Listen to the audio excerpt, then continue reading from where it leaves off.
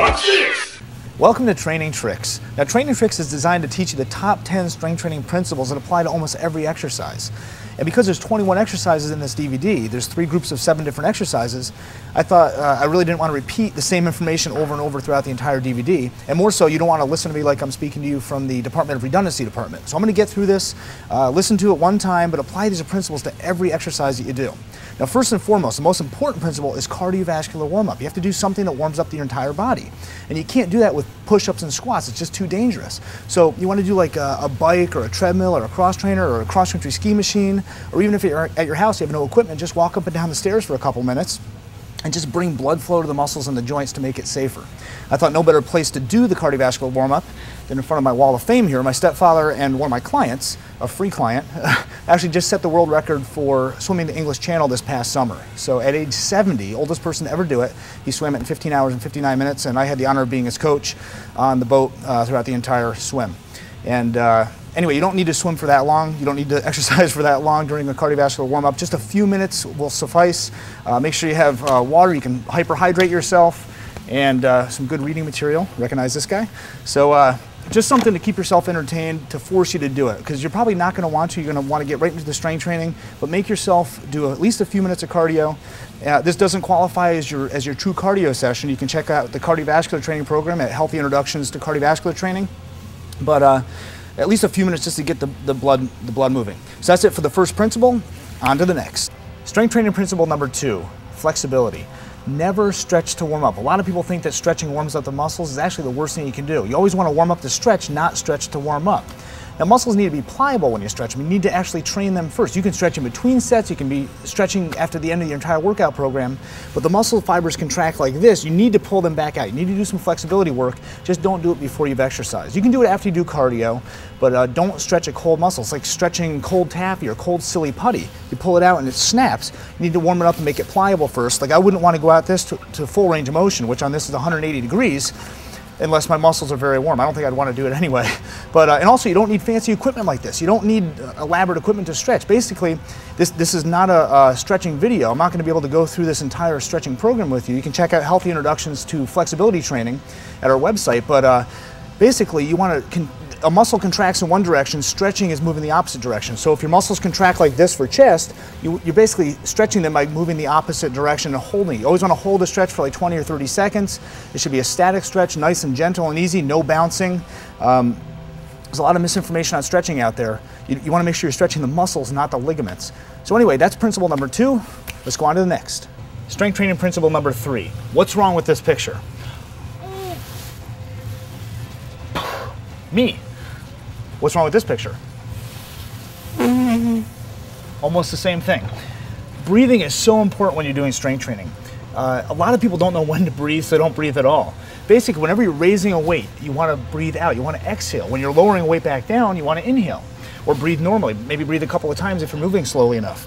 So it's out when the weights are going up. Think about exhale on exertion or blow it up. You want to really open your glottis. You want to open your mouth. You get a lot of air out while you're driving a weight up. If you don't do that, if you close your glottis or even purse your lips and breathe like that, you're creating a back pressure. It's called a Valsalva maneuver, and it raises the blood pressure really, really high. It can double, triple, even quadruple your blood pressure, and you want to make sure you're exercising safely. If somebody was watching you from across the room, what I like to tell my clients is they should know how hard you're working. You should be acting. You should make it look easy. Even if your last repetition was very, very difficult,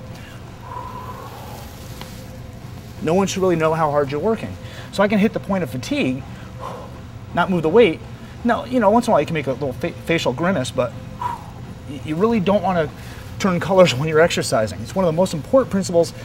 It's just a safety issue. And especially when you're first starting up, and if you do have higher blood pressure, especially, you really need to make sure you're exhaling a lot. If in doubt, breathe out. So that's principle number 3. On to the next. Okay, 2 birds with 1 stone. Strength training principle number 4. We need to divide your body into different muscle groups. Basically, the menu system on this DVD is designed to work the push muscles all together, the leg muscles all together, and the pull muscles all together. Now, if you're doing a pushing exercise, something like this, you're using the chest, shoulders, and the triceps. You can't not use one of those 3 muscle groups. And a lot of clients, what they tend to do, they'll work like chest and shoulders on one day and maybe arms on the next day. And you're using your triceps when you do this exercise, so you can't do chest exercises on one day and then triceps on the next day without overtraining. You're gonna work your arms 2 days in a row. So this is chest, shoulder, triceps. Leg muscles you can work all together, and pull muscles. Say if I were to do one-handed chin-ups here, that's using back and biceps and forearms. So you want to work those all together as well. So you really need to organize your workouts. The menu system does that for you, but you should have a push workout day, a leg workout day, and a pull workout day. Now it's okay if you do these all in one day, so you don't get a chance to work out all week long, you can do all 21 exercises at one time. If you do 1 set per exercise, and it's about a minute per set, it would take you 21 minutes, not including rest. But you can do it all like that if you really need to. Probably a more ideal situation is to do push on one day, say Monday, take Tuesday off, do legs on Wednesday, take Thursday off, and then do pull muscles on Friday. So you have 3 days a week. Each workout takes you between 10 minutes and 30 minutes, and you're done for the week. So that's it. Organize your workouts into 3 separate groups, and on to the next. Strength training principle number 5, variety. Now you want to keep changing your workouts so you're not physiologically and psychologically stale. Just keep doing things you're not used to. You don't want to keep doing exercises that you're good at. You want to do things you're not good at so your body can adapt and respond. Like we have over 100 machines in here, but we don't use machines all the time. We have a lot of dumbbells in here too. You got to use those, you got to use barbells, you got to do bodyweight exercises. Like for chest, say I was doing a bench press, a barbell's great, but you don't want to do it each and every workout. Sometimes do a machine, sometimes do a dumbbell press, sometimes do push-ups. And they all serve a purpose. Machines might work the muscle better through a full strength curve, a full range of motion, but bodyweight exercises are important too because it's real life activity. So variety is the spice of life. Make sure you do a lot of different exercises. On to the next. Strength training principle number 6, sets and reps. Now rep is short for repetition. Repetition is basically one lift of an exercise. It's raising a weight, it's doing a bench press, doing a leg extension, just one movement is one repetition. You usually want to do somewhere between 6 and like 15 or 20 repetitions. And that's another thing with variety. You don't want to always do the same number of repetitions. You want to kind of change it up a little bit. Sometimes do lower reps, sometimes do higher reps. And then one set is one grouping of repetitions. So say you did 2 sets of an exercise. That means you've done maybe 10 repetitions. That's one set. You take a break, you come back, you do another 10 repetitions. That's another set. So you've done 2 sets of 10 reps or repetitions. So when you do this, you may want to start with a little bit of a lighter weight first. You're not that conditioned if you haven't been training. And your body, there's an inverse relationship between intensity and duration. You want to kind of keep the intensity a little bit lower and maybe do a little bit more initially just to get your body used to the movement. You don't want to pile on the weight and do a high weight, low rep set. You don't want to put on twice the weight you can handle and only do 4 repetitions. Maybe do 10 or 12 to start with, maybe even 15. Then as you get stronger, sometimes you can do sets of lower numbers, like 6 to 8. Once in a while, you can throw in a real shocker and do like a century set, really lightweight, and do like 100 repetitions. But the key is just keeping a variety to the repetitions. It's not having a target number per se either. You don't want to just shoot for 15 reps and stop when you get there. You want to get to the point where it's basically almost impossible for you to move it, and that's when you stop, as long as you can safely and carefully do that. As far as sets go, there's really not that much reason to do a lot of sets. Like if you do 3 sets of an exercise, if I do 3 sets of bench press, I'm not necessarily going to get 3 times the benefit. Most of the benefit comes from the first set. Almost tricked you. So it comes from the first set, and that's why this whole menu system, if you just did those 7 exercises, 1 set of each, you're going to get most of the benefit. If you have time, you want to do additional sets or do like a warm-up set and then a heavier set, that's fine with me too. But the key is just keep changing it up, keep doing different things. That's it for sets and reps. On to the next. Strength training principle number 7, machine setup. Now each of the 21 exercises I'm going to show you through the course of this DVD does have its best biomechanical position, a position to reduce your risk of injury and also give you the most strength and the most results. However, you may not have the exact equipment that I'm going to show you. So I'm going to show you how machines may vary, and you can set up machines and adjust the program accordingly depending on what equipment your facility has. Now this machine, a compound row, it's a pulling exercise for the back biceps and the back of the shoulders. I'm going to show you this on pull day, this exact machine. But I'm going to show you here 2 different versions just so you can adjust it if you need to. This is a selectorized machine. This has a weight stack on the side of the machine that you can adjust with a 10-pound increment here on the main stack and a 1-pound increment on the side. You can also use like 2.5, 5, 7.5-pound weights you can put on top of the weight stack. Some facilities have that type of equipment. This also has hydraulic seat adjustments. So you squeeze the little handle, The seats adjust. This has a seat adjustment and a chest pad adjustment. So these adjust. There's markings on the seats you can write down, jot that down in your workout cards just to keep track of where your seat is. So you don't need to readjust it each and every time. So this is one version of a compound row. Let me go on to show you another one. Okay, this is another style of machine for the same horizontal rowing exercise. What's different on this though is how you put the resistance on the machine and how you adjust the seat. So seat setting first.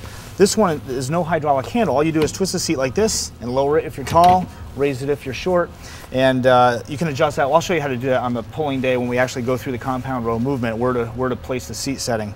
And always document your seat so you're using the same seat height each and every workout.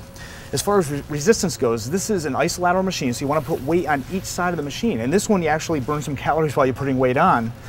This is a 35-pound plate I'm going to put on. Now you notice I didn't take it off, twist and torque my back to put this on. You actually use it like you're doing an exercise. Lift with your arms, lift with your legs, but not with your back. And this is 35 pounds. I'd put one on each side to make sure I'm symmetrical. And maybe document this like 35'S, like you're writing down 35s, two 35-pound plates when you do this. And weights usually range between 1¼ pounds and up to 100 pounds sometimes. We don't use 100 pounds over here because we don't want people lifting this much weight this high. Most importantly, take off your plates when you're done working out. We have actually signs in front of every piece of equipment here. It says the final repetition makes all the difference. Please rack and return or re-rack and put back your weights when finished. If you're strong enough to put the weights on, use those muscles to take them back off. It's only common courtesy, and the members in your facility as well as the staff will thank you. And that's it for number 7. On to the next. Strength training principle number 8, speed of movement. Now this is such an important concept to understand. I probably should have put it as one of the top 3 strength training principles because most people violate it. Most people move way too quickly during an exercise program. It's okay to move quickly between exercises, to actually go from push-ups to pec fly to chest press to lateral raise, to move quickly between exercises and cut down your rest interval. But once you hit an exercise, move slowly. It's better to move slowly during an exercise and cut out some other exercises than to do them all really fast. You produce a lot less force when you're contracting quickly, believe it or not, and also there's a lot more risk of injury. So if I'm lifting a weight fast, up and down, if I lift a weight up quickly like this, you're actually developing momentum. You're only getting resistance on the muscle through half the range of motion. The rest of it just kind of floats. And if I go quickly on the way back down, there's a lot of stress on the joint and the tendons and the ligaments to stop that movement, especially if you're using more than 12 pounds. But there's 2 types of muscle actions or contractions. You actually lift a weight concentrically. That's lifting a weight against gravity. I don't care if it's a barbell or a dumbbell or a machine or a bodyweight exercise, but when you lift a weight concentrically against gravity, that's actually going to take about 2 or 3 seconds. So it's a lot slower than you think it should be. It helps if you have a big clock in front of you. And then when you lower a weight, an eccentric contraction, it's a 4 or 5 second count. It's almost twice as slow. So back down 4 or 5 seconds. A lot slower than you think it should be. So up 2 or 3 and down 4 or 5. And during that eccentric component, when the muscles are lengthening under tension, that's actually where you're getting all the benefit. That's also what makes you a little bit sore. So keep that in mind. You're going to be a little sore during your workouts, but that's part of the process. And it's important to use machines that have both components, both a concentric and an eccentric component to their exercise. That's it for speed of movement. Make sure you obey this principle, and we're on to the next. Strength training principle number 9, proper progression. Now, one of the most fundamental goals of strength training is to increase your strength. And as soon as you're strong enough to properly perform in good form a given number of repetitions for an exercise, it's time to increase the resistance, to challenge your body a little bit more so it can continue to get stronger and bigger and more developed and more toned and with a higher metabolism.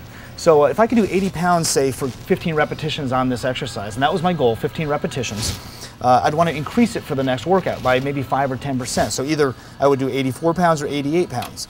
So if I want to really challenge myself, I can go up by 10%, 88 pounds. If it doesn't have a 1 pound increment, you could go to 90 or you could put the little plates on top. But a 10% increase, I might only be able to do 11 repetitions or 12 repetitions during the next workout, and I'd want to stay at that weight until I could build myself back up.